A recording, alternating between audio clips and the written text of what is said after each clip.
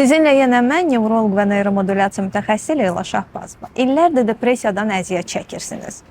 İçdiyiniz dərmanlar sizə kömək etmir və yaxud da ki, yan təsirləri ilə mübarizə aparmaq məcburiyyətində qalırsınız. Çarəsizsiz. Sizcə bəs depressiyanın dərmansız müalicəsi mümkündürmü?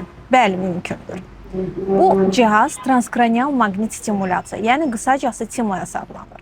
FDA tərəfindən təsdiqlənmiş, xüsusən də dərmana cavab verməyən depressiyada istifadə olunan bir cihazdır. TMS cihazı beyinə maqnit impulsları ötürərək neyronlar arası əlaqəni tənzimləyir. Yəni depressiyada bizim emosiyalarımıza və əhvalımıza təsir edən bölgələr sanki susur, yəni passivləşir.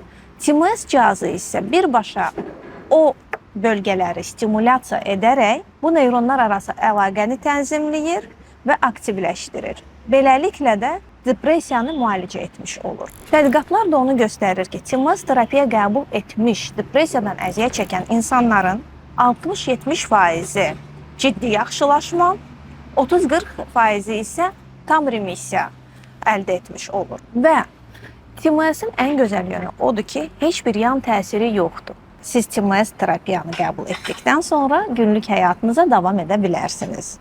TMS seansları necə aparılır? Sayı pasiyentin durumuna görə dəyişə bilər və müddəti isə cihazdan asılı olaraq 30 dəqiqədən 5 dəqiqə arası ola bilər.